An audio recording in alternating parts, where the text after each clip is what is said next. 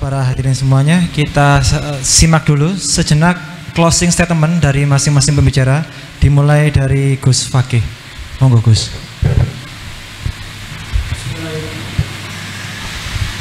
Bismillahirrahmanirrahim.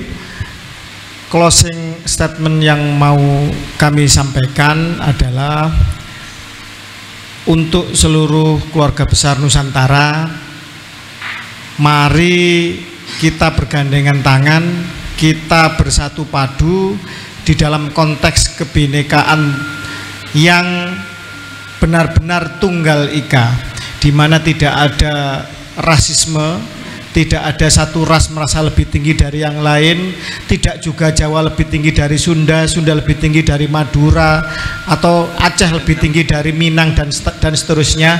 Semuanya setara, semua warga bangsa memiliki kesempatan yang sama untuk berjuang, untuk berguna bagi seluruh negeri, dengan prestasi, dengan ilmu, dengan adab, akhlakul karimah.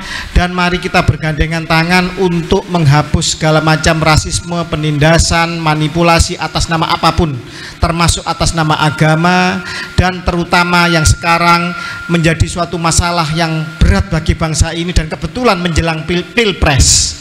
Maka kalau saya katakan pesta demokrasi akan berjalan tiap 5 tahun, tetapi meluruskan nasab Nabi dan rasisme, kapitalisme, agama di Nusantara ini harus diselesaikan dengan secepat-cepatnya. Apabila parasit kanker ini tidak segera diamputasi dan disembuhkan, maka bangsa ini akan tambah sakit untuk ribuan tahun yang akan datang. Terima kasih. Wallahu muwaffiq. Assalamualaikum warahmatullahi wabarakatuh. Sering saya menyampaikan bahwa bangsa Nusantara Indonesia ini keluar dari mulut harimau Belanda, diterima oleh mulut singa Jepang, lalu diterima oleh mulut buaya kaum Ba'alawi. Untuk membebaskan masyarakat Indonesia dari cengkeraman gigi tajamnya buaya mulut Ba'alawi ini perlu waktu yang tidak singkat, karena sudah kadung mengakar ratusan tahun, mendarah daging, menguasai akal dan pikiran anak bangsa ini, khususnya umat Islam. Bukan bernada atau ujaran kebencian, tidak, kami tidak benci siapapun. Orang Hindu, orang Kristen, orang Konghucu, Protestan, Yahudi itu masuk surga. Bahkan saya pernah berkata seperti itu, asalkan dia tidak memusuhi umat Islam dan tidak melecehkan ajaran Islam dan menghina simbol-simbol kebesaran Islam, sampai seperti itu. Apalagi habaib Ba'alawi, kami masih sayang panjenengan semua, wahai kaum Ba'alawi, para habaib yang ada di Indonesia. Wong non muslim saja kami sayangi. Bahkan kami juga tidak pernah mengharamkan Putri Majapahit haram dangdutan, enggak. Manusia itu memiliki kesempatan untuk berbahagia dengan caranya masing-masing, ya kan? Yang penting tidak mengganggu orang lain, mendolimi orang lain, sampai seperti itu saya. Jadi jika kami ini dikatakan sebagai kelompok pembenci, iri, dengki, semi Wahabi, ya Jimaduddin Usman ini sering semi Wahabi, Syi'i dan sebagainya, tidak.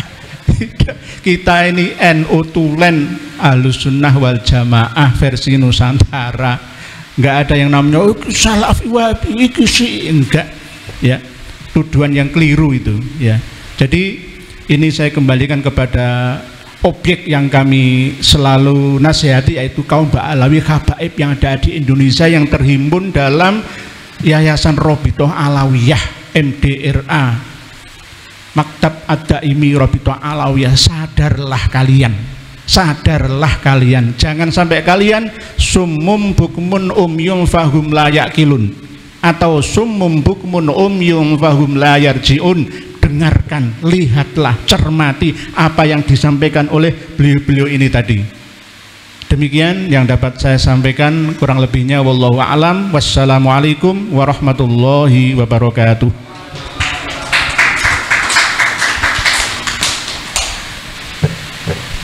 kewajiban semua ulama, semua ahli ilmu adalah bersaksi atas kebenaran dan menyebarluaskan kebenaran, yang itu berarti melawan pembohongan, melawan pembodohan, melawan penipuan.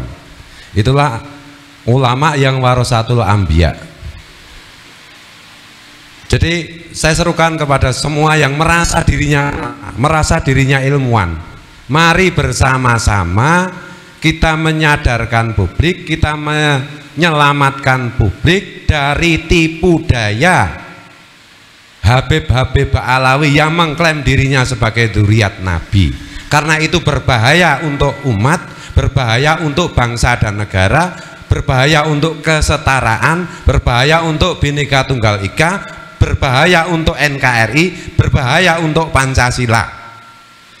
Jadi jangan kalian hanya main aman saja. Saya nggak ikut-ikutan, nanti saya tidak dituduh begini dan begitu, tidak dibully, tidak dipersekusi. Kalau begitu berhentilah kalian mengaku sebagai ulama, berhentilah kalian mengaku sebagai ilmuwan, berhentilah kalian mengaku sebagai tokoh. Ini saya keras, karena ini menyangkut kepentingan semua umat manusia, khusus umat Islam di Indonesia.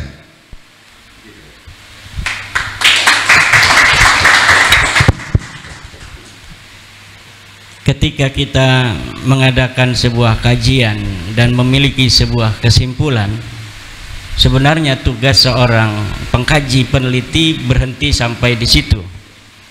Tetapi kenapa saya terutama dan teman-teman ini mau bersusah payah untuk menyebarluaskannya? Kenapa? Karena kita merasa tidak cukup kita mengadakan kajian, mengadakan penelitian, kemudian berhenti sampai di situ, karena kebutuhannya mendesak. Ini yang saya lakukan adalah sesuatu yang berkaitan dengan cinta. Karena saya mencintai bangsa ini, saya mencintai negara ini, saya mencintai para habaib, agar mereka tidak terus di dalam apa yang sekarang mereka sedang berada. Maka saya ini perlu untuk menyadarkan berdasarkan kesimpulan dari kajian yang saya lakukan. Kalaulah dari kesimpulan kajian itu mereka hari ini marah, kesel, jengkel, ya, saya yakin semua itu tidak akan terjadi di akhirat. Hari ini mereka marah, dan saya yakin di akhirat merekalah orang yang akan berterima kasih kepada saya.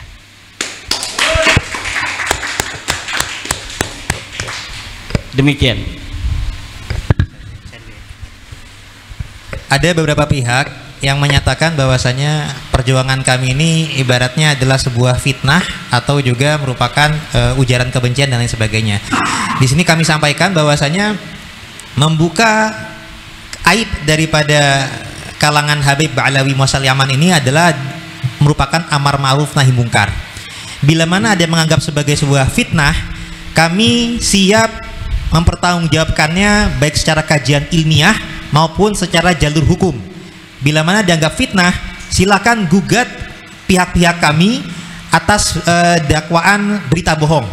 Kita akan buktikan di pengadilan dengan saksi pakar baik genetik maupun kajian ilmiah bahwasanya ini bukanlah sebuah fitnah. Nah, bila mana bukan fitnah, mungkin juga ada yang menganggapnya sebagai gibah. Namun ketahuilah berdasarkan Imam Nawawi, ada hal-hal membuka aib yang bukanlah bagian daripada gibah. Misalkan melaporkan kezaliman suatu orang atau suatu kaum kepada pihak yang berwenang atau berwajib, atau juga menyampaikan sesuatu kepada ulama untuk meminta fatwa, dan juga untuk demi kewaspadaan bagi umat atau kewaspadaan bagi umat Islam, bangsa juga. Dan juga selain itu juga adalah sebagai efek jera bila mana ada suatu kesalahan, kezaliman yang dilakukan secara terang-terangan.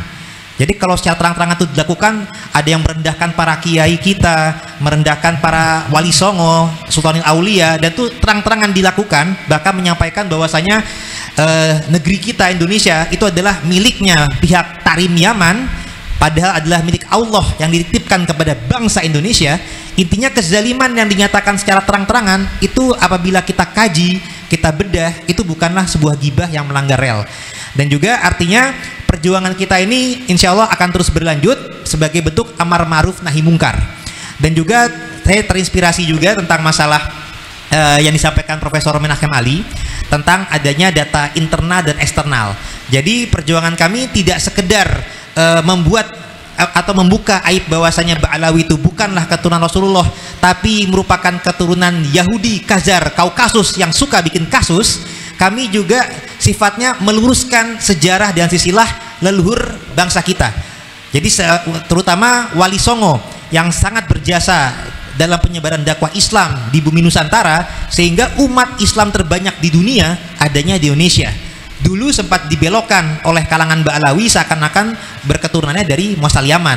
Tapi alhamdulillah berdasarkan data internal berbagai manuskrip dari zaman ke zaman dan data eksternal sebagaimana di pernyataan Profesor Menachem Ali, suatu hal mendekati kebenaran apabila terbackup, terdukung antara data internal dan data eksternal ya Prof ya. Alhamdulillah untuk warga Wali Songo data eksternalnya adalah isbat nakib negeri muasalnya leluhur. Jadi data eksternal keluarga Wali Songo ada jalur yang dari Maroko Maghrib yang sudah terisbat oleh nakib dari Maroko, Irak, Damaskus, dan untuk jalur keluarga Bani keturunan Musa Al-Kazim dari Jimil Kubro sudah terisbat dengan data eksternal dari nakib Bani Musa Al-Kazim Irak, India, dan juga Mesir. Jadi ini adalah suatu pelurusan yang kami juga harapkan saudara-saudara kami dari keluarga Wali Songo jangan lagi terdoktrin oleh versinya Ba'alawi yang akhirnya malah terjadi adu domba di kalangan keluarga Wali Songo. Kita harus sama-sama sadar leluhur kita berbeda jalur dengan Ba'alawi. Mari kita sama-sama berjuang demi kemaslahatan bangsa dan negara kita, tidak hanya untuk sekadar keluarga Wali Songo, tapi menghadapi Bani Ba'alawi yang bersifat rasis dan juga bertindak radikal, dan juga mereka sombong dan merendahkan para kiai, dan juga ini terkaitnya juga mereka hendak mendominasi bangsa Nusantara dengan cara yang halus. Nah terkadang cara halus ini ibarat pepatah itu seperti memasak kodok, merebus kodok itu dengan suhu yang tidak langsung panas tapi bertahap, sehingga kodok itu apabila direbus dengan suhu yang bertahap dia tidak akan merasa sadar sedang dibunuh, perlahan-lahan nantinya akan langsung mati. Nah kita tidak ingin bangsa kita ini terjajah dengan termabukkan, mabuk cinta buta oleh kalangan Ba'alawi yang seakan-akan memberikan janji surga dengan doktrin-doktrin yang halu, padahal itu adalah merendahkan dan juga mengkerdilkan bangsa kita yang semestinya bangsa kita merdeka di negeri sendiri. Kita juga punya leluhur yang juga membanggakan, tapi kita tidak sekedar bangga dengan leluhur, tapi sifatnya mengetahui leluhur kita untuk melanjutkan kebaikan dan perjuangan leluhur di masa kekinian. Sekian dari kami. Assalamualaikum warahmatullahi wabarakatuh.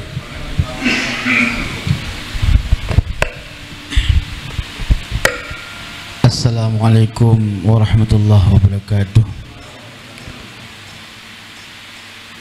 Alhamdulillah wassalatu wassalamu ala Rasulillah Sayyidina wa Maulana Muhammad ibn Abdillah sallallahu alaihi wasallam wa ala alihi wa sahbihi ajma'in, amma ba'du.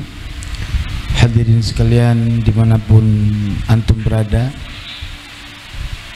closing pembahasan ini saya ingin sampaikan satu firman Allah yang harus kita fahami dengan penuh keimanan. Wa qul ja'al haqqu wa zahaqal batil innal batila kana zahuqa. Artinya kebenaran itu pasti akan datang, kebatilan, kedustaan tidak akan pernah kekal abadi, dia mesti akan hancur, karena sesungguhnya kebatilan itu pasti akan sirna. Maka oleh sebab itu teman-teman semua, kalau seseorang menasabkan dirinya kepada orang yang tidak berhubungan dengan Rasulullah, tidak perlulah terlalu lampau untuk mengkaji nasabnya. Tetapi ketika orang menisbatkan dirinya kepada nasab orang yang termulia di alam dunia dan akhirat, Sayyidul Mursalin, Sayyidina wa Maulana Muhammad ibn Abdullah sallallahu alaihi wasallam, maka konsekuensinya adalah mengkaji nasabnya. Itu adalah sangat penting demi menjaga marwah Nabi Muhammad sallallahu alaihi wasallam. Maka oleh sebab itu, siapapun orang tidak pandang bulu, kalau nasab tidak bisa dibuktikan secara ilmiah, artinya secara kajian ilmu nasab, secara prosedural, maka nasab itu pasti rungkat. Ini saya kasih tahu kepada orang awam semua. Kalian ini lagi dibodohi, kalian ini lagi ditipu dengan bawa-bawa ahlul bait.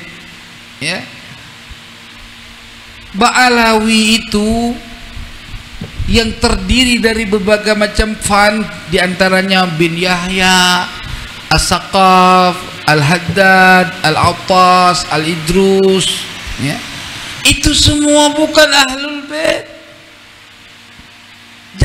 Jangankan ahlul bait, zuriat aja orang masuk, enggak masuk.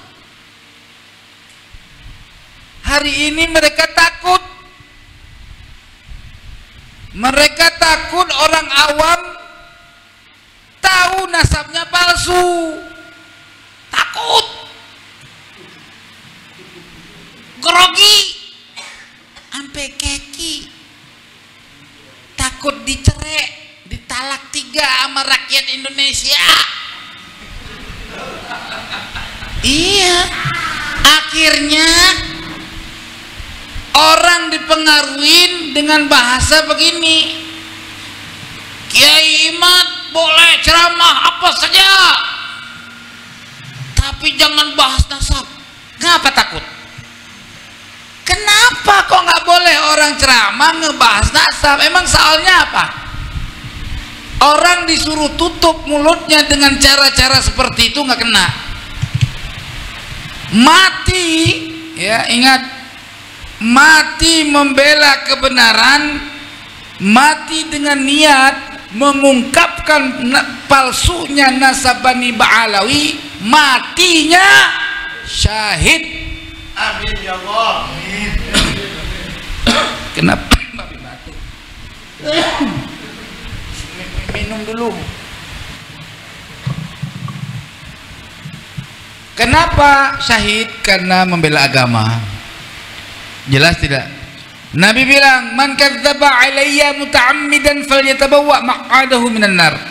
Siapa yang berdusta bawa nama saya, macam-macam berdusta bawa nama Nabi, berdusta dengan membawa nama riwayat hadis Nabi, berdusta dengan membawa nama Nabi, kalau aku kakekku ini adalah Nabi Muhammad, itu dusta bawa nama Nabi. Cilaka 15, cilaka 15, enggak lebih.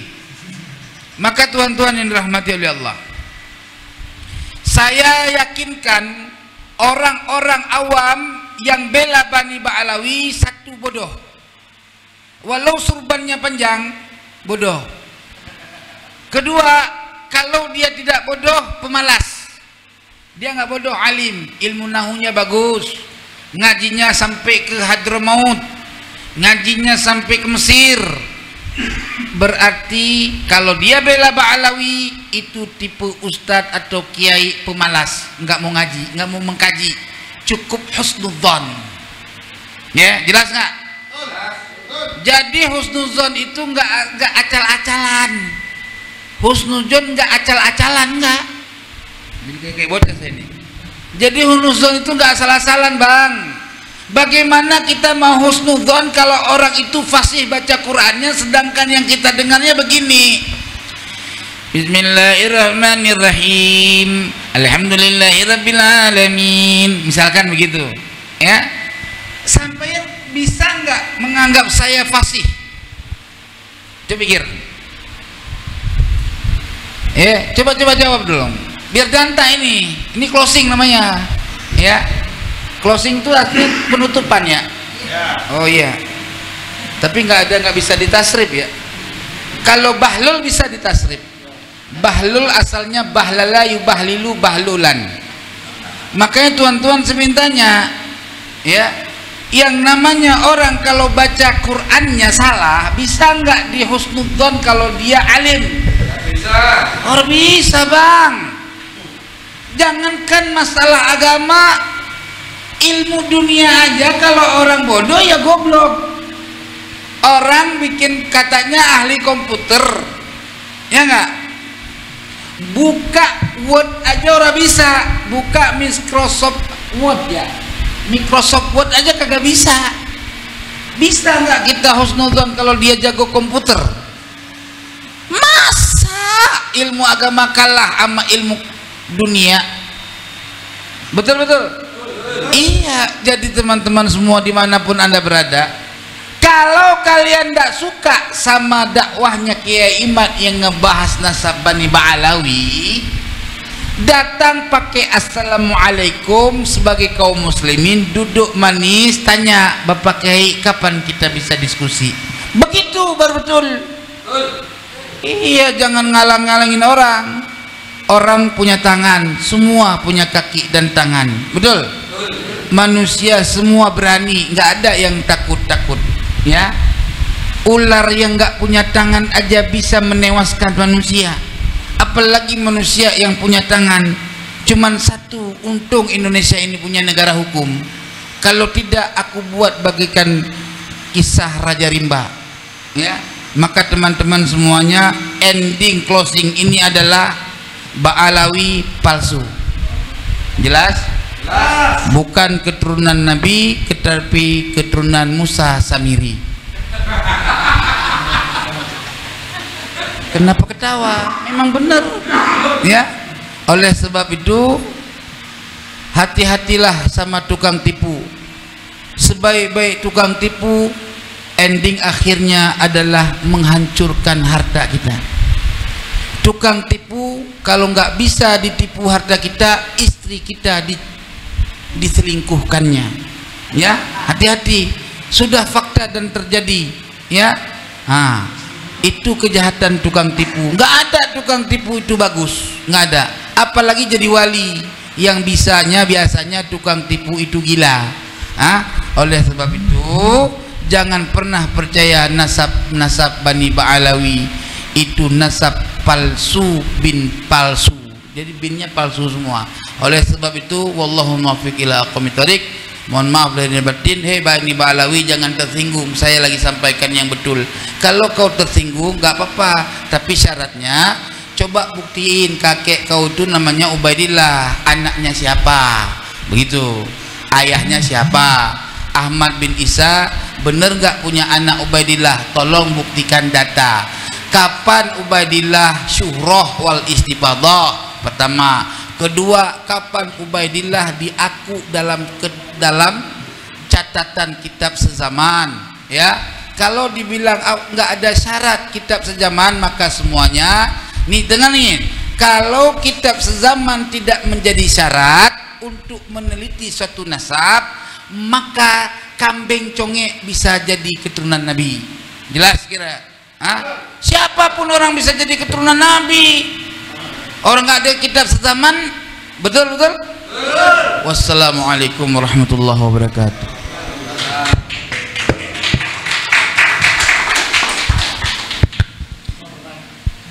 Saya yang bagian akhir. Mudah-mudahan yang bagian akhir ini menjadi pencerahan untuk semua dari pernyataan-pernyataan beliau. Saya hanya menutup dengan satu larik yang termaktub dalam Kakawin Sutasoma. Bunyinya begini: Binneka Tunggal Ika Tanhana Dharma Mangrua. Berbeda-beda tetapi satu, karena kebenaran itu tidak ada yang mendua. Jadi kebenaran itu satu, mutlak. Meskipun berbeda-beda tapi Tanhana Dharma Mangrua. Itulah sebabnya kalau kita buka Bhagavad Gita misalnya, apa yang dikatakan Sri Krishna kepada Arjuna? Yada yada hitarmasya nirbhavati bharata abhyutanam atharmasya tadat manam srjramiyaham. Dharma itu akan senantiasa ada di tengah-tengah kalian.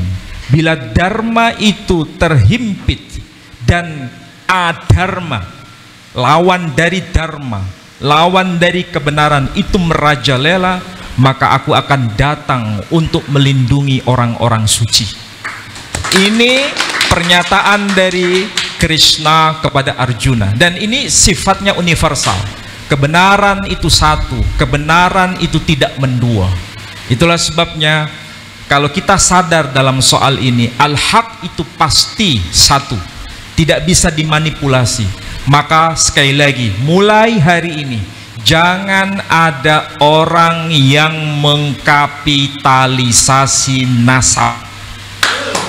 Dua, jangan ada orang yang mencoba menjual nasab untuk nasib, karena ini bertentangan dengan semangat kebangsaan kita. Semua suku bangsa, siapapun mereka, apapun latar belakangnya, sederajat dalam konteks kewarganegaraan di negara kita Indonesia ini.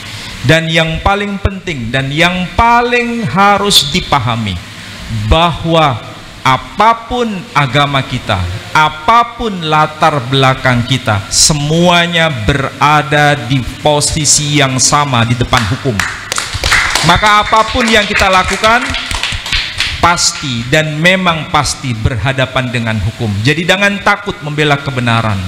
Itu apa yang bisa saya sampaikan. Saya terima kasih atas kerawuhan panjenengan semua, Gus Fuad Pleret, kemudian Kiai Imaduddin bin Usman Al-Bantani, yang sebenarnya juga Bagus Mogi dan Sayyid Qori, Gus Fuad dan Kiai Nur Ikhya. Saya tidak pernah ketemu sebelumnya dengan mereka-mereka secara fisik, yang nggak pernah ketemu. Tapi kenapa hari ini beliau-beliau datang ke sini memiliki suara yang sama untuk menyuarakan kebenaran? Karena kebenaran tidak bisa dimanipulasi, kebenaran tidak bisa dihimpit dengan cara apapun. Ketika kebenaran dihimpit, maka disitulah tangan Tuhan akan ikut berbicara dan bersama mereka. Saya kira demikian. Wassalamualaikum warahmatullahi wabarakatuh. Waalaikumsalam warahmatullahi wabarakatuh. Kita beri aplaus dulu untuk para pemateri pada malam hari ini.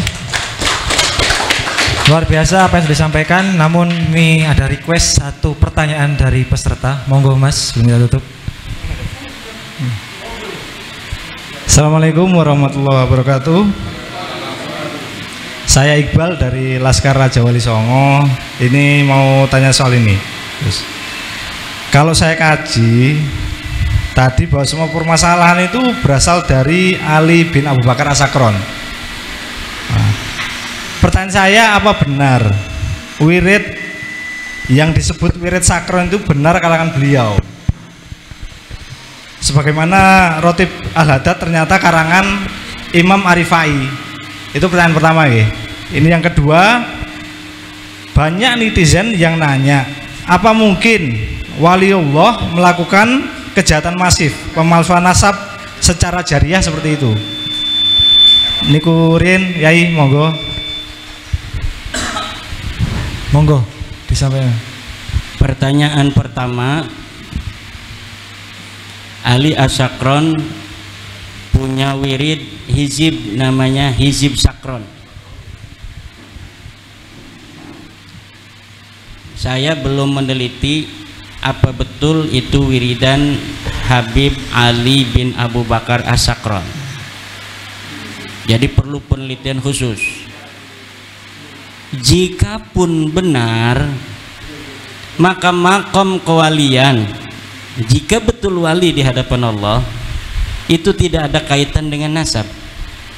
Siapapun dia bisa menjadi waliullah. Dan satu yang perlu untuk diingat, tidak ada yang tahu wali kecuali Allah. Saya tidak mengetahui wali kecuali wali, tidak. Tapi tidak mengetahui wali kecuali Allah. Karena wali itu kekasih, kekasih itu adalah fi'lul qalbi bagi manusia. Hanya saya yang mengetahui siapa sebenarnya yang paling saya cintai dari manusia. Begitu pula hanya Allah yang mengetahui siapa kekasih-kekasihnya. Lalu tentang tergugat Habib Ali bin Abu Bakar As-Sakran. Kenapa saya selalu menghilirkan masalah ini kepada Habib Ali bin Abu Bakar As-Sakran? Karena de facto hari ini yang dapat saya baca dari kitab tertua adalah karya Habib Abi Bakar As-Sakran ini, Ali bin Abu Bakar As-Sakran. Benarkah dia karangan Habib Ali bin Abu Bakar As-Sakran? Ini bisa jadi bila diteliti lagi, bisa jadi ini pun tidak ada. Hari ini kitabnya dicetak. Saya pernah melihat sebuah manuskrip, namanya bukan Al-Burqatul Musyiqah tapi Al-Burqatul Munifah. Betulkah dia karangan Habib Ali bin Abu Bakar As-Sakran abad 9 atau karya orang yang iseng-isengan pada abad 14 yang kemudian diberikan nama sebagai karya dari Habib Abu Bakar As-Sakran? Karena ada riwayat di dalam kitab abad 10, Habib Ali bin Abu Bakar As-Sakran menulis sebuah kitab namanya Al-Burqatul Musyiqah atau Al-Burqatul Munifah. Ini bisa jadi hanya orang karena baca di abad 10 atau di abad 11 ada kitab Habib Ali bin Abu Bakar As-Sakran yang pernah memiliki kitab namanya Al-Burqatul Musyiqah, lalu dikarang kitabnya pada abad 14 atas nama kitab yang pernah ada terdeteksi bernama Al-Burqatul Musyiqah. Dan ini saudara hati-hati, ada orang yang ingin berusaha untuk mencari kitab sejaman dengan membaca sebuah referensi bahwa Ubaidillah mempunyai kitab bernama Al-Intisar misal, manuskripnya tidak ada, lalu manuskrip itu dibikin hari ini, kemudian dinamakan Al-Ubaidillah, kemudian di proyeksi sedemikian rupa sehingga nampak manuskrip ini menjadi manuskrip yang tua. Ini sering terjadi dan pernah terjadi di Indonesia tentang manuskrip Negara Kertabumi yang di tahun 1696 setelah diteliti oleh pakar-pakar filolog, ternyata itu kertas tahun 1960, kertasnya kertas Manila. Ini bisa terjadi. Itu namanya menurut Profesor Menachem Ali adalah DNA naskah, catatan Tuhan yang ada dalam naskah. Ini tidak akan bisa dibohongi, karena kapan dia dicetak dalam kertas itu ada. Apalagi kertas-kertas masa lalu, dalam kertas kalau kita ini kan seperti duit itu ada lambang tahun berapa dia itu dicetak. Dan apabila di dalam kertas ini tidak ada tahun, maka di dalam setiap pabrik itu ada tahun berapa dia mencetak kertas apa, diproduksi berapa lembar, kemudian dijual di daerah mana saja. Itu ada datanya dan gampang untuk diteliti dan ditelusuri. Apalagi nanti di Yaumul Hisab akan banyak manuskrip-manuskrip palsu di Yaumul Hisab menumpuk tentang kedustaan-kedustaan yang hari ini diciptakan tentang masa lalu yang tidak pernah terjadi. Wallahu wal muwaffiq ila aqwamit thoriq. Terima kasih. Satu penanya terakhir, monggo Ibu. Baik, terima kasih. Assalamualaikum warahmatullahi wabarakatuh. Saya dari Putri Mojopahit. Terima kasih untuk waktunya, dan ada langsung saja nggih para yai. Ngapunten. Satu, saya ingin menyampaikan usulan, yang kedua baru pertanyaan. Yang pertama sebagai usulan adalah saya mungkin kepada beliaunya Komando Kiai Fuad untuk ke depan jika ada pertemuan kembali, saya mengusulkan untuk Dr. Andes Husnu Mufid MPDI nggih, karena beliau juga ini menyatakan kebenaran tentang sejarah, dan narasi beliau juga mengafirmasi bahwa klan Hadramut Yaman atau Ba'alawi bukan zuriyah Nabi dari segi tinjauan historis sejarah. Jadi itu usulan dari Putri Mojopahit. Ini saya mewakili teman-teman di grup Putri Mojopahit. Ada beberapa titipan usulan kepada Kiai Fuad. Dan yang kedua baru pertanyaan kepada Kiai Haji Imaduddin. Kalau poro yai, Bapak dokter atau yang lainnya ikut menjawab, monggo. Jadi gini, pertanyaan Putri Mojopahit adalah, menurut pengamatan Putri Mojopahit nggih Pak nggih, Masya Allah, bahwa tinjauan pustaka, library riset, kajian Kiai Haji Imaduddin tidak ada tulisan resmi yang counter, apalagi tinjauan filologi. Dari segi sejarah juga sudah dinyatakan Dr. Andes Husnu Mufid MPDI kalau Ba'alawi itu bukan zuriyah Nabi. Maka menurut penglihatan saya, polemik ini malah bergeser ke persekusi. Perang mekanik yang kemarin terjadi di Jakarta ya, Kiai Imad. Perang mekanik Tambun Bekasi, perang persekusi itu. Kalau perang mekanik yaitu antara YouTuber. Nah, ini kami mewakili para YouTuber, Strike Channel, dan tentunya channel-channel yang ikut berjuang nggih. Itu pengamatan Putri Mojopahit. Pertanyaannya, apakah ini konsekuensi logis dari sebuah perjuangan? Terima kasih. Wassalamualaikum warahmatullahi wabarakatuh. Terima kasih. Ya, kemarin itu saya menyesalkan adanya orang-orang yang bukan menggunakan kecerdasan untuk menghadapi keadaan. Dalam hal ini adalah keadaan nasab Ba'alawi yang saya gugat, bahwa nasab ini terputus 550 tahun, bahwa nasab ini adalah batil, bahwa nasab ini adalah mardud. Kemudian ketika saya merasa bahwa ini adalah saya mempunyai kewajiban untuk menyebarluaskan apa yang saya yakini menurut hati nurani saya berdasarkan dari kajian-kajian pustaka library riset ini, maka kemudian ada orang-orang yang tidak menerima itu dan melakukan hal-hal yang seperti terjadi di Tambun kemarin. Seharusnya apabila kajian ilmiah itu dibalas dengan kajian ilmiah. Kalau itu misalnya sebuah ceramah, ya mungkin bisa dibalas dengan ceramah yang lain. Mereka mengadakan ceramah kemudian mengadakan orasi atau ceramah yang sama untuk mengkanter apa yang saya ucapkan dalam ceramah itu. Namun itu tidak dilakukan, justru mengadakan intimidasi.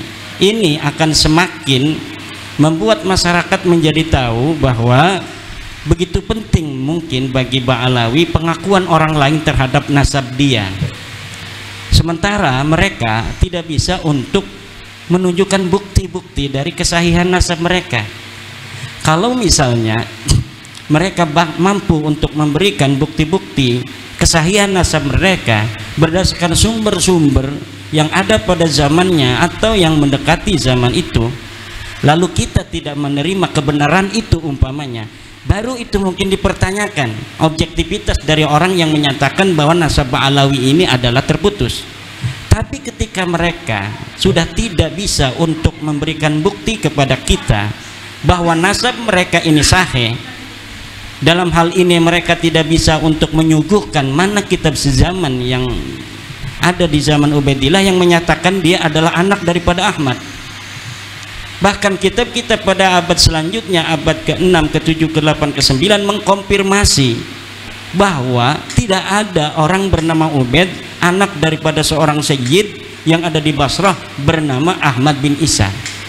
Kemudian ilmu pengetahuan biologi mengkonfirmasi bahwa setelah dilakukan tes DNA dari ratusan orang dari Ba'alawi yang telah mengadakan uji tes DNA, ternyata nasab DNA mereka bukan DNA Arab.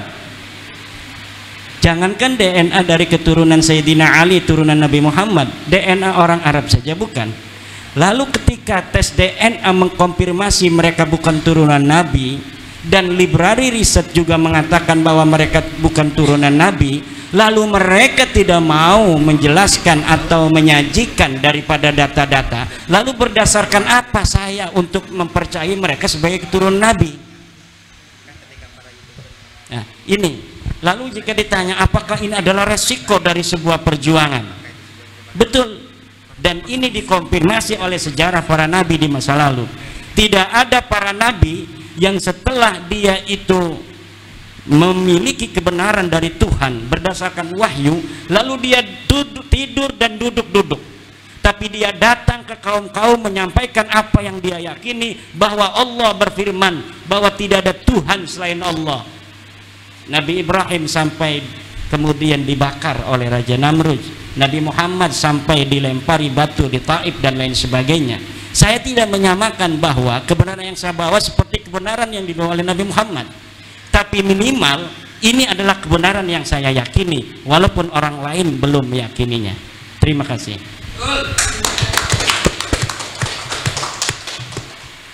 Baik, terima kasih atas pertanyaannya Putri Majapahit. Sampun nggih karena waktu. Satu. Gimana? Boleh? Nggih, monggo Ibu. Bismillahirrahmanirrahim. Assalamualaikum warahmatullahi wabarakatuh. Maaf saya nggak mau disut. Saya pengen bertanya pertama sama Gus Fakih. Iya.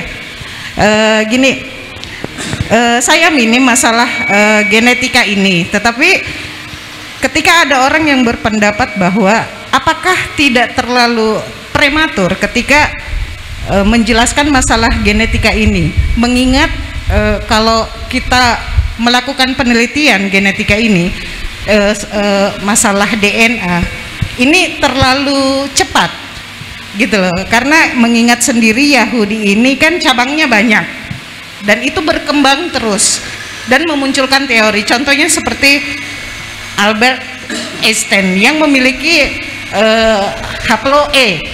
Ternyata E ini dari Afrika Barat gitu loh, contohnya. Apakah ini tidak terlalu prematur? Itu yang pertama. Terus untuk apa harapan Anda dari tesis yang Kiai buat ini? Harapannya gitu, impactnya maksudnya. Terus untuk Pak Ali, rata-rata ada yang berpendapat gini, untuk membahas tentang ilmu nasab, karena saya kan banyak belajar dari Anda masalah Yaman, Hadramaut, Hadoram dan sebagainya itu udah. Cuman banyak dari kalangan sebelah itu beranggapan bahwa ilmu filologi ini atau data dari eksternal nggak usah dibawa-bawa, kan gitu, banyak yang gitu beranggapan. Seberapa pentingnya sih kita memerlukan data eksternal untuk ilmu nasab ini? Apakah Ahmad bin Isa ini betul-betul pernah berhijrah ke Yaman? Udah itu aja. Assalamualaikum warahmatullahi wabarakatuh. Baik, terima kasih. Pertanyaannya sangat tajam dan saintifik. Yang pertama tadi sudah saya jelaskan bahwa ada 3 golongan dari kaum Yahudi internasional. Yang pertama dari garis lurus laki-laki ke 12 imam, 12 putra dari Yakub bin Ishak bin Ibrahim. Ini haplogrupnya J1. Ada kode L860 dan P58. 860 keluarga Israiliyah garis lurus dan P58-nya Ibrahim. Itu yang pertama. Yang kedua, di antara mereka juga perempuan-perempuan dari 12 suku ini dikawin oleh etnik lain, ras lain, yang karena kemudian kalah secara literasi, secara kodifikasi keagamaan, sehingga kemudian membentuk suku bangsa yang keturunan yang memeluk Yahudi. Ini yang kedua, bisa grup E, bisa I dan lain-lain, R bisa. Kemudian ada lagi yang sama sekali bukan keturunan dari 12 putra Yakub bin Ishak bin Ibrahim. Dan tadi saya katakan sialnya Ba'alawi ini adalah keturunan dari Kaukasia yang terindikasi dan menurut beberapa pakar sejarah sebagai Yahudi Khazar, yang Yahudi Khazar ini muncul dari golongan haplogrup G yang berdomisili di Kaukasia. Jadi itu. Kemudian apakah ini tergesa-gesa atau istilahnya terlalu terburu-buru? Tidak. Karena ilmu genetika itu sudah kokoh 200 tahun silam. Sejak Gregory Mendel, seorang Yahudi kripto biarawan, itu mengabdikan dirinya menanam ercis atau buncis selama sekian puluh tahun dan meneliti tentang ilmu genetik awal. Kemudian berkembang sampai kemudian James Watson and Crick menemukan ilmu DNA, bisa membaca double helix DNA, bisa mendapatkan kode-kode. Kemudian di era sekarang semua pemetaan DNA sudah sangat komprehensif, sehingga salah satunya selain ATDNA, YDNA maupun mtDNA itu ada DNA sampah yang dianggap tidak ada gunanya, ternyata bisa terpetakan. Nah, ini sudah sangat maju sekali. Bahkan sekarang membaca DNA itu adalah ilmu kemarin. Ilmu hari ini adalah melakukan restriksi rekombinan, melakukan cloning, melakukan sport science, melakukan rekayasa genetik untuk merakit DNA untuk menghindarkan penyakit-penyakit bawaan itu secara genetik. Jadi sudah sangat maju membaca DNA, ilmu kemarin. Jadi kalau ada yang meragukan tes DNA adalah orang-orang yang tidak saja hidup di hari kemarin, tetapi hidup di abad pertengahan, abad ke-8. Itu yang bisa saya jawab. Kemudian terkait mengenai masalah apakah Ba'alawi ini sudah terpetakan? Sudah terpetakan. Bahkan di dalam ISOGG, komunitas ilmuwan genetik internasional, Bani Alawi ini disebut Sadah Hadramut, ya, itu berbeda gitu. Ini sudah terpetakan sebagai suatu subbangsa sendiri. Di dalam pemetaan dari beberapa proyek genetik dari keluarga besar Yahudi sendiri, ada Doron Behar Project, Avotaino Project, bahkan di family tree DNA yang dimiliki oleh orang Yahudi bernama Brent Grisman, itu Ba'alawi di dunia ini sudah terpetakan berhaplogrup G dengan kode-kode haplotype-nya masing-masing. Pertanyaannya, apakah Ba'alawi di Indonesia? Semuanya Ba'alawi ini juga masih harus dikaji. Karena apa? Ada beberapa sampel yang masyhur sebagai Ba'alawi, ternyata setelah dites DNA bukan bagian dari Ba'alawi. Dan kita memahami bahwa di era kolonial, untuk menjadi warga elit yang mendapatkan fasilitas Belanda, banyak yang memba'alawikan dirinya agar menjadi warga kelas atas di bawah kelas ras kulit putih Belanda, mendapatkan fasilitas-fasilitas dari kolonial. Dan ini bisa diuji, bisa di tracing nanti ketika Ba'alawi kita harapkan mau terbuka untuk ikut proyek bersama meneliti secara genetik mereka, apakah mereka benar Ba'alawi sesuai dengan keluarga besar Ba'alawi yang telah terpetakan secara internasional di Yaman sana, ataukah mereka adalah orang-orang yang bukan Ba'alawi tapi diba'alawikan, disesatkan menjadi Ba'alawi padahal dia adalah Trah Nusantara asli, atau mungkin justru Trah Sayyid asli. Karena Ba'alawi selain mengaku sebagai cucu Nabi, mereka juga mencopet marga-marga asli milik keluarga Nabi, seperti bin Yahya itu ada, Al-Hasani, Basaiban, As-Saiban itu ada, Al-Idrisi, kemudian ada juga Al-Haddad dari Al-Jilani Al-Hasani, Asgaf yang asli ada Al-Musawi Al-Hasani. Ini juga sudah melakukan tes DNA dan terbukti nasabnya tidak ke Ba'alawi, tapi marga ini benar-benar dirampok, ditopet oleh Ba'alawi. Demikian, terima kasih. Selanjutnya monggo Pak Menahem Malik atau Kiai Ro. Ya, kalau bicara soal eksternal internal itu kita harus punya sudut pandang. Sudut pandang kita ini teologis atau historis. Kalau sudut pandang kita ini teologis, apa yang termaktub dalam bukti internal sudah cukup diyakini sebagai doktrin. Jadi kalau kita Muslim mengatakan Nabi Muhammad sallallahu alaihi wasallam itu keturunan Nabi Ismail dan itu ada di dokumen Muslim saja, cukup diimani. Tidak perlu diupayakan memaksa orang lain untuk percaya dengan itu bila mereka non Muslim. Ini sebetulnya jalan yang sederhana.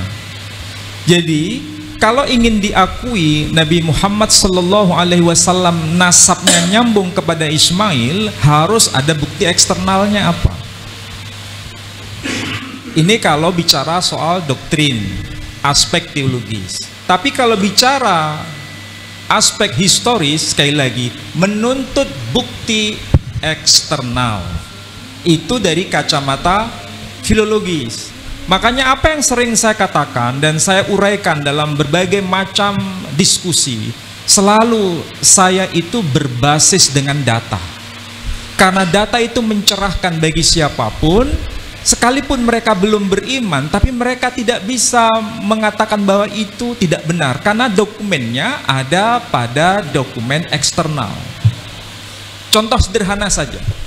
Kalau kita merujuk pada bukti internal, data apa yang mengkonfirmasi bahwa Nabi kita Muhammad sallallahu alaihi wasallam itu keturunan Nabi Ismail? Data apa itu? Paling lama itu adalah data yang ditulis oleh Ibnu Ishaq. Beliau wafat tahun 150 Hijri. Jaraknya dengan masa kehidupan Nabi sangat jauh. Itu bukti internal. Tapi kalau kita kaitkan dengan bukti eksternal, misalnya manuskrip yang disebut Doktrina Yakobi itu terdeteksi dengan karbon C14 atau radiokarbon. Itu ternyata usianya tahun 634 Masehi. Usianya. Sedangkan Nabi Shallallahu Alaihi Wasallam itu wafat tahun 632 Masehi. Jaraknya hanya 2 tahun. Ini bukti eksternal. Dan itu ditulis dalam bahasa Yunani, bukan bahasa Arab, dari Imperium Romawi, Bizantium. Ini semakin menegaskan bahwa beliau bukan sekedar tokoh fiktif, tapi tokoh historis. Dan tokoh historis itu dikonfirmasi dengan data eksternal. Kita sekarang tergantung mau pilih dokumen internal saja, itu pilihan dan kita tidak bisa memaksa. Tapi kalau orang itu mau mengkaji secara ilmiah dengan mengkaitkannya dengan bukti eksternal, itu keislamannya bukan semakin rapuh tapi semakin kokoh. Karena apa? Ada dokumen eksternal. Jadi kalaupun disampaikan kepada siapapun, lepas agamanya apapun, mereka tidak menolak bahwa Muhammad sallallahu alaihi wasallam memang bernasab pada Ismail. Itu fakta, real. Ini buku yang saya pernah sampaikan di narasi-narasi kajian saya. Bahasanya bahasa Yunani, ada bahasa Latin. Di sini tertuliskan nama Muhammad langsung. Dan saudara pernah ikuti itu, membuktikan memang iya. Jadi siapapun mereka, kalau ingin membuktikan sesuatu dan perlu disajikan dan disosialisasikan kepada komunitas di luar komunitasnya, wajib dan dituntut dokumen eksternal. Saya kira itulah yang menjadi satu pemikiran yang ada di sini semua. Saya kira demikian ya. Mudah-mudahan bermanfaat. Terakhir, monggo. Sebelum saya menjawab Teteh tentang apa harapan saya ya?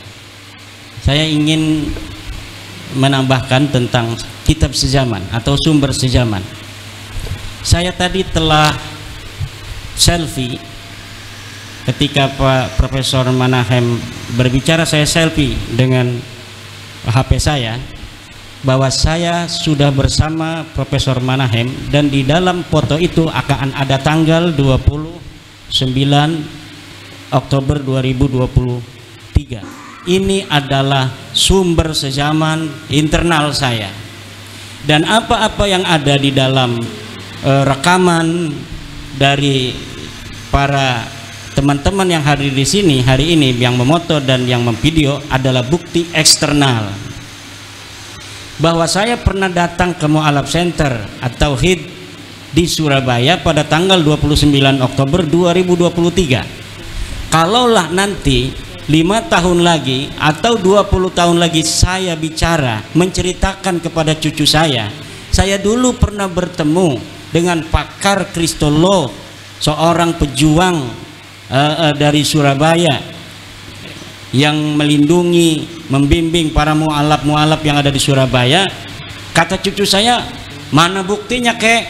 Ini buktinya, foto yang sudah saya print, ada tanggalnya 29 Oktober 2023. Lalu anak saya ini lihat-lihat YouTube, kebetulan ada yang upload YouTube, dan kebetulan masih ada saat itu 20 tahun lagi YouTube itu masih ada di internet. Ceritanya internet tidak hancur. Betul itu kakek saya ngomong, bukan hanya dia bohong. Karena apa? Foto bisa dipalsukan, tapi ternyata ada bukti-bukti eksternal yang banyak di YouTube yang upload. Hari ini kita pernah ada di Mu'alaf Center. Itulah, kalau misalnya kita tidak selfie, tidak ada juga orang-orang yang upload, atau tidak ada Tribun Surabaya memposting atau memberitakan kedatangan saya hari ini di Mu'alaf Center ini. Lalu berdasar apa orang percaya kalau saya bercerita saya pernah ketemu Profesor Manahem Ali di Surabaya? Kalau misalnya kita hanya berdasarkan husnudon pada orang bercerita, maka cukup itu menjadi keyakinan Anda sendiri. Tapi Anda tidak bisa untuk memaksa orang lain untuk mempercayai apa yang Anda yakini. Maka saya bisa katakan pula hal yang sama kepada saudara-saudara saya dari Ba'alawi. Jika Anda tidak mampu untuk membawa dan membuktikan sumber-sumber sejaman tentang 6 leluhur Anda yang tidak terkonfirmasi dalam kitab-kitab nasab, dan Anda meyakininya seyakin-yakinnya, saya tidak akan masuk ke dalam keyakinan Anda. Saya tidak akan ikut campur terhadap keyakinan Anda. Tetapi selama Anda tidak bisa membuktikan sumber-sumber sejaman itu, maka jangan sampai Anda memaksa orang lain untuk percaya terhadap klaim Anda. Nggak usah Anda persekusi orang lain yang mengatakan bahwa Anda bukan cucu Nabi. Kenapa? Karena Anda tidak bisa membuktikan bahwa Anda sebagai cucu Nabi. Dalam library riset Anda tidak terbukti, di dalam tes DNA Anda melenceng, lalu berdasar apa orang lain harus percaya bahwa Anda adalah cucu Nabi? Tapi kalau Anda mau meyakini itu dalam keyakinan Anda dan kemudian diwariskan pada keturunan Anda, silahkan saja. Tapi jangan sampai mengatakannya di hadapan publik, karena ketika Anda mengatakan itu di hadapan publik akan ada konsekuensi sosiologis dan religius yang akan berkaitan dengan klaim Anda. Karena yang Anda klaim itu adalah bukan nasab sembarangan, tapi nasab baginda Nabi besar Muhammad SAW yang mempunyai implikasi sosial, implikasi religiusitas di situ, di mana berdasarkan sebagian tafsir keagamaan dianjurkan untuk mencintai daripada keturunan baginda Nabi besar Muhammad sallallahu alaihi wasallam. Harapan saya kepada Ba'alawi, kepada kita semua, pada bangsa Indonesia, nasab bukanlah hal penting dalam kehidupan kita. Pak Jokowi tanpa tahu dia nasab kemana dia jadi presiden Indonesia 2 periode, dan bisa jadi ditambah 1 periode anaknya. Dia tidak pernah mengatakan dia keturunan siapa. Dia tidak pernah mengatakan dia turunan daripada Mataram. Dia tidak pernah mengatakan dia keturunan Batok Kalong. Dia tidak pernah mengatakan turunan Sultan Banten. Tapi dengan kediriannya, dia dapat menjadi seseorang yang penting di dalam kehidupan. Inilah yang menjadi standar kita dalam menjalani kehidupan. Bukanlah seseorang itu yang berbangga tentang masa lalu dari leluhurnya, tetapi orang itu harus berbangga dengan apa yang dilakukannya hari ini yang bermanfaat untuk dirinya, lingkungannya, bangsa, negara, agama, dan dunia. Wallahu wal muwaffiq ila aqwamit thoriq. Assalamualaikum warahmatullahi wabarakatuh. Masya Allah. Kita beri aplaus sekali lagi untuk para pembicara kita pada malam hari ini. Oke. Oh, satu lagi ya, monggo Pak Ekori, satu lagi terakhir. Enggak. Sudah 3 jam ini ternyata. Kalau 1 menit nggak cukup lah. 3 menit lah. 3 menit ya. Pertanyaankah tadi, apakah benar ya Said Ahmad bin Isa itu hijrah ke Yaman atau Hadramaut ya?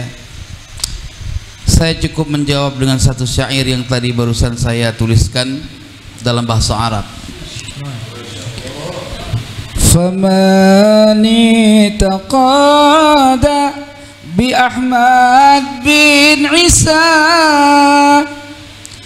yuhajiru minal basrati ilal Yaman falan tajidu maqbaratahu fil Yaman siwa hikayatin an aliin asakran. Allah. Artinya siapa orang yang berkeyakinan kepada Ahmad bin Isa berhijrah dari Basrah ke Yaman, maka kamu tidak akan pernah mendapatkan kuburannya di Yaman, terkecuali hanya sebatas cerita ya yang diambil melalui jalan Khabar Ali As-Sakran, pengarang kitab Burqatul Musiqah. Faqad kanal khabru sahih makburan bil Basrah, maka sungguh adalah kabar yang sahih itu dikuburkan di Basrah, ya kan? Kama fit tadhibi ya ikhwanul muslimin, ya. Sebagaimana didapatkan dalam kitab At-Tahdzib ya ikhwanal muslimin, wahai saudara yang se-Islam. Artinya apa? Anda akan menemukan dongeng sebelum tidur ketika Anda mendengar kabar bahwa Said Ahmad bin Isa berhijrah ke Yaman.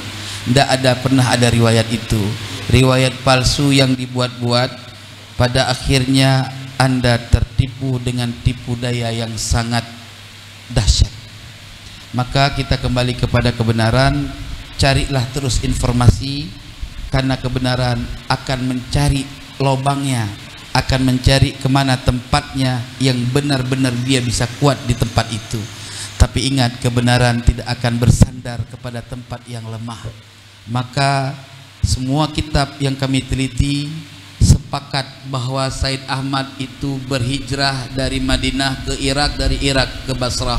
Ngapain ke Basrah? Menjadi sebagai pengusaha minyak, sehingga beliau di situ bermukim dan wafat di sana. Kalaupun ada orang yang mau membawa satu riwayat yang menyatakan hijrahnya Ahmad bin Isa ke Yaman tanpa ada riwayat, maka akan saya adu dengan riwayat yang lain dalam kitab Al-Asyairul Arabiyah. Di situ malah dikatakan bahwa Said Ahmad bin Isa tidak pernah hijrah ke Hadramaut Yaman, malahan atau bahkan yang dia pernah hijrah adalah ke Undunus begitulah kira-kira, dan itu kalau nggak salah Uzbekistan ya. Nah seperti itu. Artinya riwayat itu juga nggak ada sanad. Jadi diadu dua-dua dongeng sebelum tidur, akhirnya berantem, nggak ada yang kalah. Yang menang cuma satu adalah yang punya dalil. Wassalamualaikum warahmatullahi wabarakatuh. Tak terasa 3 jam kita bersama di sekretariat kantor Yayasan Pembina Mu'alaf At-Tauhid, kami selaku pengurus maupun kami pribadi secara pribadi sebagai pemandu acara memohon maaf apabila kunjungan para ulama-ulama Indonesia ini yang luar biasa ada kekurangan, ada banyak hal-hal yang kurang berkenan di hati. Kami selaku pengurus maupun pribadi memohon maaf atas segala-galanya. Dan kami ucapkan terima kasih kepada teman-teman dari berbagai channel YouTube yang ada di sini, yang sedang streaming ataupun sedang di upload nanti di YouTube. Kami juga mohon terima kasih untuk bisa menyebarkan energi positif ini, edukasi secara tuntas dan jelas mengenai tema kita pada malam hari ini, yakni mengungkap silsilah Bani Jawi dan Ba'alawi. Sekian dari kami, mari kita tutup bersama acara pada malam hari dengan membaca kafaratul majelis. Subhanakallahumma wa bihamdika asyhadu alla ilaha illa anta astaghfiruka wa atubu ilaik. Sekian dari kami, kita sesi foto bersama. Wassalamualaikum warahmatullahi wabarakatuh. Allahumma shalli alaihi wa alihi. Sekali lagi monggo.